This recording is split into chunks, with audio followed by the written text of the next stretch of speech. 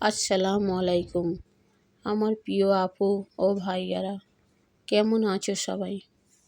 আশা করি ভালো আছো। সন্ধ্যা পর থেকে আমি কিছু টুকটাক সংসারে কাজ করি, সেটাই আজ গল্প করব। আর তার সঙ্গে মেয়ের হাতের ব্যথা আছে, এইতেই ছটফট করছে, থির হচ্ছে না। তাই ওকে একটু ধরে মলম লাগিয়ে দিচ্ছিলাম। আর সন্ধ্যে থেকে রাতের মধ্যে টুকটাক কিছু খাওয়া দেখাচ্ছিলাম। জানি না তোমাদের কেমন লাগবে। চলো একটা গল্প করি তোমাদের সঙ্গে, আমার স্যাড স্টোরির গল্প। জানো আপু, দিনের শেষে এই রান্নাঘরটাই আমার শান্তি। সবজি কাটতে কাটতে, রান্না করতে করতে কত কথা মনে পড়ে। আজই একটা তোমাদের গল্প শোনাই। যে গল্পটা আমার মনের ভিতরে জমে আছে সেটাই শোনাই তোমাদের। ভালো লাগবে কি জানি না।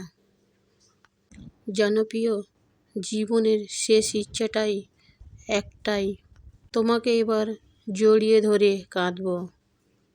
সেই কান্নায় কোনো অভিযোগ থাকবে না, থাকবে না কোনো অভিমান, থাকবে শুধু হাজারটা না বলা কথা, হাজারটা অপূর্ণ স্বপ্ন।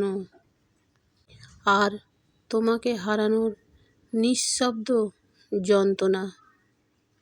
তোমার বুকের কাছে মাথা রেখে শেষবারের মতো অনুভব করতে চাই, একদিন এই মানুষটাকেই নিজের সব কিছু মনে করেছিলাম, নিজের পৃথিবী মনে করেছিলাম।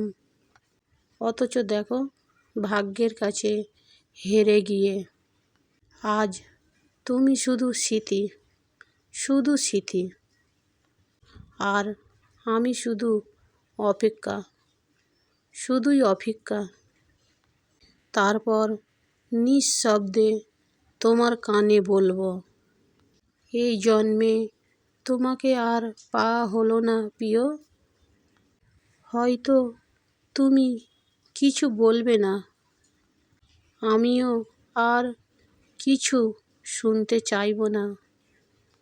কারণ কিছু ভালোবাসা আর উত্তর চাই না, শুধু একটা শেষ বিদায় চাই।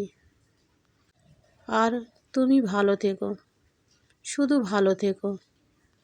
আমার অসমাপ্ত ভালোবাসাটুকু তোমার সুখের কাছে আমি হেরে গেলাম।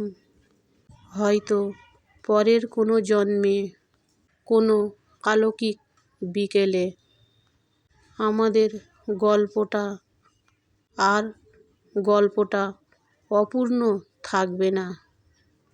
আমার মতন সাধারণ মেয়ের একটা জীবনের গল্প।